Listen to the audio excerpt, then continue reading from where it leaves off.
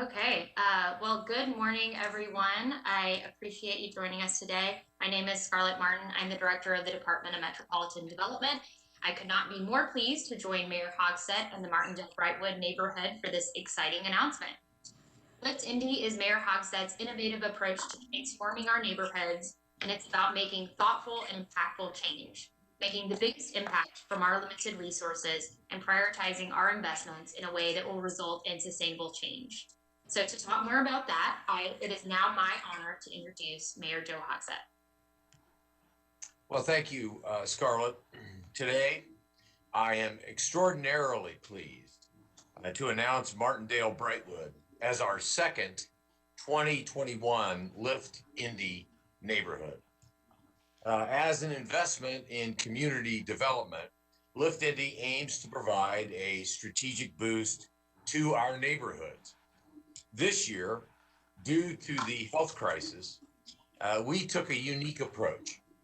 The program was expanded to include 2 Indianapolis communities, and it focused on projects well positioned to help residents affected by the economic crisis caused by COVID-19. As such, Martindale Brightwood will join the Near North Corridor as a 2021 Lift Indy recipient. Each of these neighborhoods will be receiving $3.5 million worth of investment in the form of federal home and community development block grant funding. These funds will go toward a variety of resources aimed at keeping residents in the homes they own and in the communities that they love. Programs will assist with everything from home repairs, career coaching, and asset building. All of these programs critically important to placemaking in our neighborhoods, as well as providing opportunities for other adult education offerings. Further efforts will create new home ownership opportunities to more low and moderate income home buyers.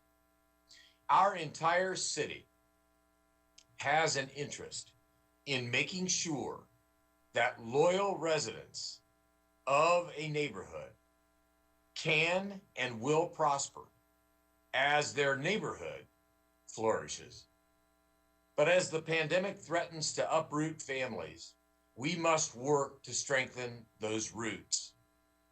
Such a job calls for many local partners working with Scarlett and our city's Department of Metropolitan Development. So let me just take a moment to thank the U.S. Department of Housing and Urban Development, obviously City County Councilor and Vice President of the City County Council, Zach Adamson, as well as the Edna Martin Christian Center, Renew Indianapolis, and the Martindale Brightwood Community Development Corporation. I want to thank all of these entities for the incredible work and the valuable partnership that they have provided our city and the Department of Metropolitan Development. I also want to thank the Polis Center at IUPUI for providing incredibly valuable data and assistance. But most of all, I want to thank the families who have stood by Martindale Brightwood community for so long. Better days are ahead for all of these Lift Indy neighborhoods, but it gives me great pride to announce today that Martindale Brightwood will now be added to that list. So I want to thank you, and I'll hand it back to you, Scarlett, for more comments from other partners. Thank you, Mayor Hogsett. Our next speaker has served as a city county councilor since 2012 and has a wealth of experience in community development, including the founding of the Willard Park of Holy Cross Westminster Civic Alliance, and he also served as a NESCO vice president. It's now my pleasure to introduce the vice president of the City County Council and a champion for District 17, Zach Adamson. Thank you, Scarlett, and thank you, Mayor Hogsett, and good morning, everyone. I am really happy to be with you all today, even if only virtually. And as our city partners announce, one of District 17's historic neighborhoods, Martindale Brightwood, has a Lift Indy designee. I want to extend my thanks not only to Mayor Hogsett, but to our colleagues at the U.S. Department of Housing and Urban Development, DMD Director Martin, our Martindale Brightwood neighborhood leaders, and the Lift Indy project team, led by the Edna Martin Christian Center and supported by Development Corporation and renewed contributions of these partners and others. A beautiful new library branch and the always bustling Edna Martin Legacy Campus. The past year has been an extraordinarily difficult one for Martindale Brightwood community. While the entire city has wrestled with the economic impacts of the COVID-19 pandemic, no neighborhood has been harder hit than Martindale Brightwood. Researchers at IUPUI's Savvy program have estimated that the 46218 zip code, including the Martindale Brightwood neighborhood, was more heavily impacted than any other zip code across Indianapolis. Unemployment claims for this area last year were twice the average rate for Marion County, and the average number of 211 calls from 46218 was 3 times the average zip code. Much like the virus itself, COVID's economic impacts have hit Black and Brown communities harder than other populations. In Indianapolis, it hit Martindale Brightwood hardest of all. This data speaks clearly to the reasons for the City Council's and Mayor Hogsett's commitment to dismantling racial inequities throughout Indianapolis, and to the importance of the decision by the Department of Metropolitan Development and others to shift existing development tools and resources to confront the effects of COVID crisis. What the data cannot speak to is the spirit of Martindale Brightwood community and the people who call it home. This is a community that does not quit, no matter the challenges it's facing, and it has faced plenty. What makes this neighborhood a great choice for the development Lift Indy supports is a willingness to take that support and to grow it, like a seed in the raised beds over at Edna Martin, into a stronger, more complete neighborhood with mixed use, mixed income villages, along with smaller neighborhood nodes to provide for the daily social and economic needs of the residents. In 1899, Brightwood was described in a local almanac as a thriving town, a model city of cottages resembling a park, so many people working together in local industries that it makes the community seem like one big family. I believe that spirit is still alive in Martindale Brightwood, and with the support of the Lift Indy program and our partners, our future is to once again be that model city. And I, for one, cannot wait to see it. So thank you all for being here for this really exciting announcement. Thank you, Vice President Adamson. Our next speaker serves as the President and CEO of Edna Martin Christian Center and formerly served as their Deputy Executive Director, leading the Leadership and Legacy Campus, where he oversaw day-to-day operations and also led the center's campus capital development strategies. It is my pleasure to introduce Barato Britt. Thank you very much, Scarlett, and good morning, everyone. First off, it's always hard to follow the mayor and Councilor Adamson as they are continue to be visionary leaders that have certainly done a great job in leading the city, and certainly our community has benefited greatly. So we're so thankful for that. We're also thankful for our partners, Renew Indianapolis and the Martindale Brightwood CDC, who collectively we combine the strengths of a full-service community center in Edna Martin and 2 strong economic and community development organizations committed to empowerment and transformation in Martindale Brightwood. With this project, we believe that our efforts to transform the community will be accelerated in ways that the community will see for some time. But it's important to note that, as Councilor Adamson said, this effort is much larger than the entities represented here or the city and the partners who have allowed this to happen. The Martindale Brightwood Lift Indy project is actually the culmination of various initiatives focused on quality of life planning, community development that our neighborhood has focused on for years. It has been resident-led, it has been partner supported and driven, but it has always been engaged with our residents in mind first and foremost. Our goal is simply to make sure that the residents that are struggling mightily, as Councilor Adamson said, through pandemic, are still gained every opportunity and access that they need to make sure that they're able to remain in our community, to live in this community in a safe community, to be educated, for their children to be educated in this community, to provide, to find opportunities for employment, for asset development, for credit building, all of those things that will continue to make our community the shining example of an opportunity for everyone to live and reside. Through Edna Martin Christian Center support, again, we bring the asset of a full-service community organization that has worked for over 80 years to provide comprehensive wraparound supports necessary to complement the efforts that our housing and community development partners are seeking to implement. Specifically, what that means is you'll see our families that are taking advantage of these housing and home ownership opportunities access to additional two-generation opportunities that provide low cost access to quality health care, or to quality child care, to quality education, out of school time opportunities, certainly asset building and employment training, job certifications, access to employers that are in the area that are seeking to identify talent, and more importantly, just maintaining a consistent and constant two-generation approach that works with these families across generations. So while the Lift Indy project is the next in a number of significant comprehensive efforts, it is just a continuation of a generational effort that Edna Martin and our partners will continue to engage. So as the mayor mentioned, better days are ahead. We certainly are. We have and will continue to deal with the negative impacts that the coronavirus and the pandemic have seen, and those impacts are true and are severe. But we have always been able to, as a resilient community, walk and chew gum. That means making sure that our community is provided and afforded all the immediate emergency access that they need, but also thinking ahead about how we can continue to make sure that our community is transformed. So again, for Edna Martin's perspective, we just look forward to being a complementary partner in an effort that is going to continue to combine all of the assets that the community brings to the table. And we look forward to the success of this project and the continuation of making Martindale Brightwood the vibrant, prosperous community that we all believe in. So thank you so much for this opportunity. Thank you, Barato.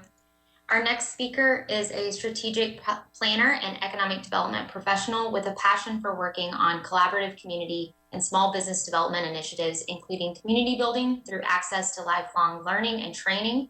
And it's now my pleasure to introduce the Executive Director of the Martindale Brightwood Community Development Corporation, Amina Pearson. Thank you, Director Martin, and good morning, everyone. I am Amina Pearson, the Executive Director of Martindale Brightwood Community Development Corporation, and our team is just honored to be a part of Lift Indy's initiative to help restore and revive the Martindale Brightwood neighborhood. This is a major step forward in moving the needle towards the efforts of our residents and the goals of our Martindale Brightwood One Voice group. We've been working really hard, as Barato spoke, and it is our mission to be a catalyst in the sustainable development of the Martindale Brightwood community through housing, employment, economic development, and environmental justice. Our community is made up of many working class residents, retirees, some households taking care of elderly family members and disabled family members. So many of them are living in unsafe and dangerous homes because about 75% of the homes in Martindale Brightwood were built over 50 years ago. And this accounts for some of the older structures that are in desperate need of repairs. Every year, our neighbors need things fixed, like their roofs, the flooring, electrical systems, the plumbing, and even improving the accessibility so our elderly neighbors can navigate safely around their homes. And as Councilman said, we know the devastating reality of the COVID-19 pandemic has shocked the unemployment rate across many neighborhoods, but Martindale Brightwood is one of the hardest hit areas in the city. And that really leaves scarcity in terms of household income that can be used for repairs. We at the CDC have been doing home repairs for over 10 years. And each year at the end of the home repair season, when all the funds have been allocated and the program closes, our agency still has over 50 residents on our waiting list. So that's why we are thrilled and excited that over the next 3 years, $500,000 in community development block grant funding will be used for owner-occupied repairs so that residents can gain resources to restore their homes. You know, we look forward to helping the residents to bring their homes up to date and to make it a safer place to live. It is important that residents have the option to preserve their homes and the culture of the neighborhood. So we thank you, Mayor Hogsett, the City of Indianapolis team, and our partners at the Martin Christian Center and Renew Indianapolis. I'm definitely looking forward to working with everyone to bring a brighter future to Martindale Brightwood community. Thank you. Thank you, Amina. Our final speaker has long served the Indianapolis area in several nonprofit and government positions. As the Chief Executive Officer of Renew Indianapolis, he has continued to build on the success of the strong and diverse housing market and foster economic development. I'm excited to invite Stephen Meyer to share some words. Thank you, Director Martin, and thank you, Mr. Mayor and Councilor Adamson. We are very excited to be here today, and I read recently that someone was described as, she lived as though the truth was true. And I think that is incredibly apt for today, because the truth is that Martindale Brightwood neighborhood and our neighborhoods of color are hit disproportionately hard with the effects of COVID. And they will be slower to recover from those effects as well. And so I'm grateful for the city of Indianapolis and the community investment teams to acknowledge that fact and to have crafted this program to be responsive to those needs. We're very grateful to be a part of that. The other truth is that we wouldn't be here today if it weren't for the hard work of Edna Martin Christian Center, Martindale Brightwood CDC, and others who responded to the last session by coming together and creating a vision for the neighborhood, and went to countless meetings and had lots of conversations and invited people to the table. And so our ability to, through this program, to invest in the residents of Martindale Brightwood and to preserve the character of the Martindale Brightwood neighborhood and to welcome new people into the neighborhood is all possible because of years of hard work. So I wanted to thank you all for your work up to this point, and we're looking forward to our partnership going forward. Finally, I wanted to say thank you to our board of directors who always goes above and beyond and supports our organization, and my staff, which works tirelessly to improve the communities in Indianapolis, and they don't get enough credit, and I think this is a celebration of all of their hard work as well. So thank you all, and we look forward to moving forward together on this project. Thank you, Stephen. And I would like to thank all of you for joining us today. I'd be remiss if I didn't take just a moment to thank a few members of our DMD Community Investments team, including Ginny Foltz, Beth Nebel, and Costin Ritter. We look forward to working with these outstanding civic leaders over the next 3 years to bring these transformative projects to life. Thank you. All right, thanks. Now we'll move to the question and answer portion of this announcement. So reporters, many of you have been on these types of press conferences before, so feel free to submit questions in the Q&A. You can just put your name and outlet, and then I will call on you, unmute you, and you'll be able to ask your question of any of our panelists. So we'll give just a few moments to wait for those questions.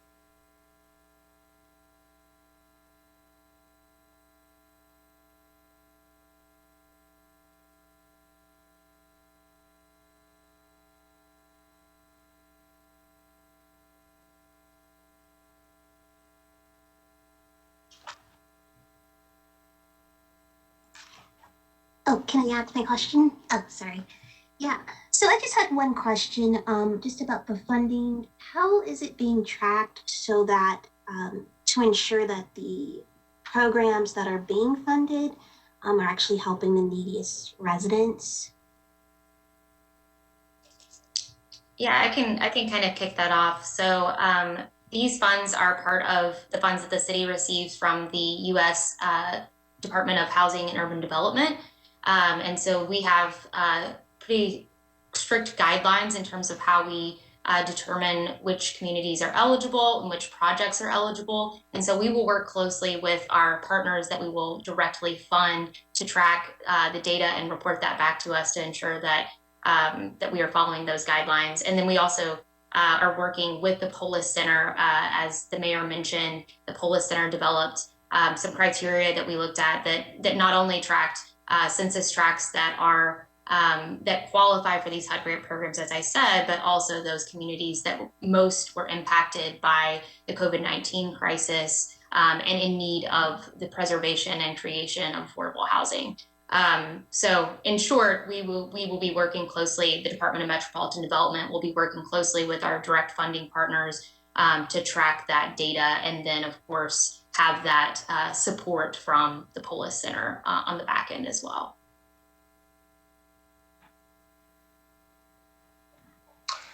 Thanks, Scarlett. We have a moment or two for anybody else, but we may have.